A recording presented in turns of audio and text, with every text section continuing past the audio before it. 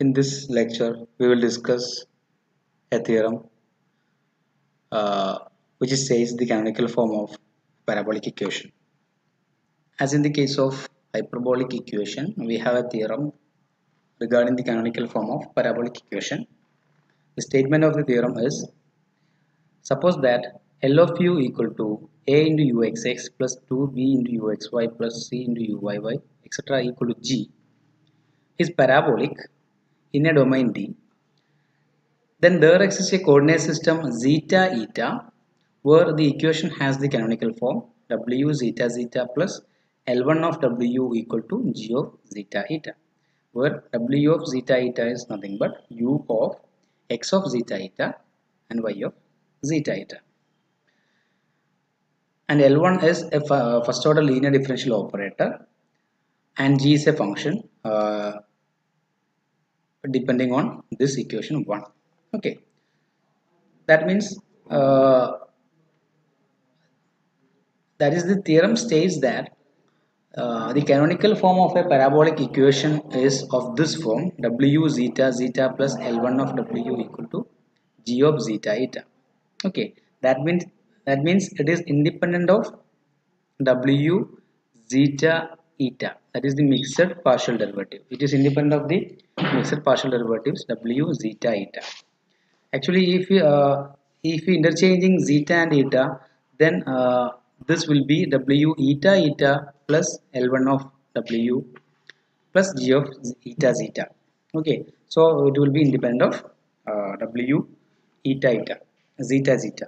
Now it has the derivative w zeta zeta only if you are taking zeta eta as the coordinate. If you are taking eta zeta as the coordinate, then it will be w eta eta plus etc. Okay, so now we can prove this.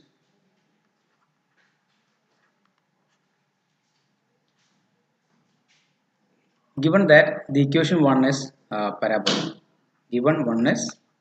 parabolic, so we have b square minus ac is equal to 0. Now we may assume that this a is not equal to 0. Assume that a of xy is not equal to 0 for any x comma y belongs to the domain D.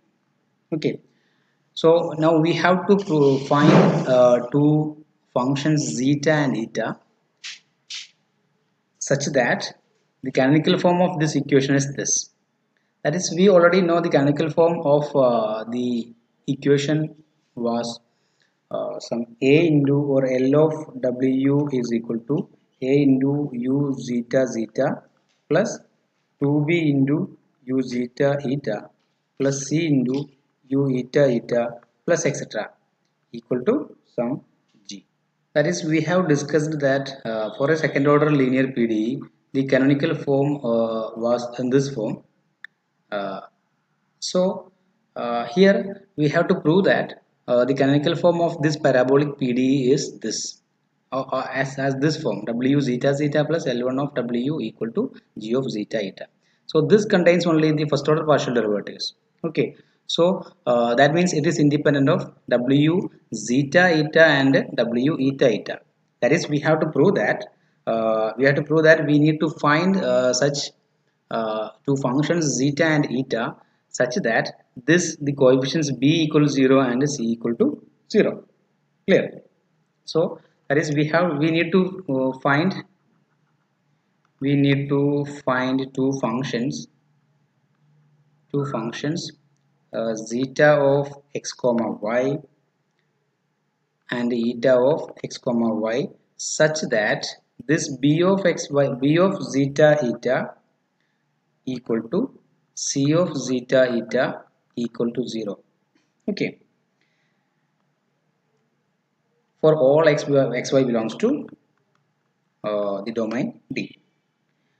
Now we know the second order linear PDE is invariant under the nonlinear transformation. So we know the type of this PDE and corresponding canonical form are same. Okay, So we have b square minus ac equals 0 implies here we have b square minus ac equals 0 because it is parabolic. So from this we can say that the canonical form also have uh, the same type, that of 1. So we have b square minus ac equals 0 implies uh, capital B square minus ac is also equal to 0 because we have the type of equation 1 and 2 will be same. Okay, type of the equation and its canonical form are equal. So here we have the given PD is parabolic, so the canonical form also parabolic. Okay, so b square minus ac equals 0 implies b square minus capital B square minus ac is also equal to 0. So we have to prove the b equals 0 and c equal to 0. So it is enough to enough to prove that either c equals 0 or b equals 0. Okay, so it is enough to prove that c equals 0 because c equals 0 implies from this we get b equal to 0. Okay, so we have to prove this c equal to 0. It is actually because the second order PD linear PD is invariant under the non singular transformation. So the types of the PDEs will be equal, same. Okay, so here our PD is parabolic, so uh, the canonical form also parabolic. So we need only to prove that c equal to 0. Okay, so actually we know c is nothing but, so we have to find therefore we need to find a function is eta such that, or that is a solution of, that is the solution of c of zeta eta equal to 0. But we know from the previous lectures the c of zeta eta is nothing but, that is we have to find the eta such that a into eta x square plus 2b into eta x eta y plus c into eta y square is equal to 0. So that is we have to find eta such that this is equal to 0. Okay, that is we have to find eta such that eta is a solution of this equation because we have c was this. Okay, that is we have to find eta such that from this we can write 1 by a into a eta x plus b eta y is whole square is equal to 0. That is we have to find eta such that this is equal to 0. That is we have to find eta such that a into eta x plus b into eta y equal to 0. Okay, so we have to solve this equation for eta, and eta is a function of x and y. So we have to solve this to find eta. Actually we need to find eta and zeta, but from this we need to we will get eta equal to 0, the value of eta. So it is a first order linear PDE. Okay, it is a first order linear PDE. So the characteristic equations of this PDE is given by, the characteristic equations are given by what? Dx by dt is equal to the coefficient of eta x, which is a.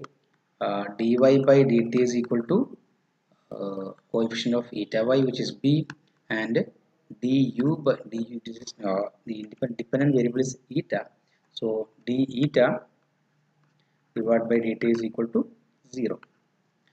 So from this we have eta is a constant, so and therefore eta is a, the function eta is a constant along on each characteristics or characteristics, on each characteristics,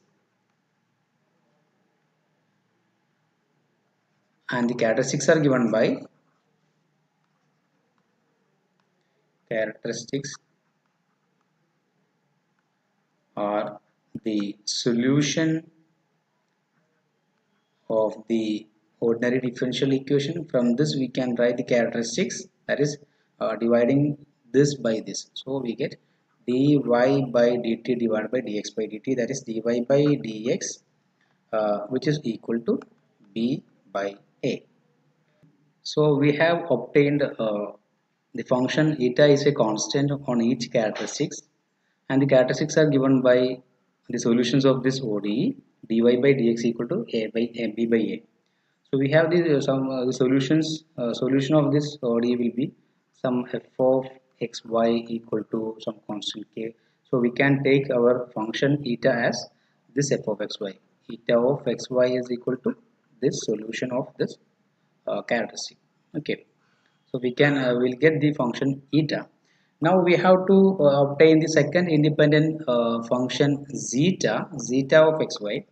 So actually from this we will get only one function eta of xy, and to get the second independent function zeta, uh, the only restriction is that the Jacobian of zeta and eta with respect to x and y is does not vanish on D.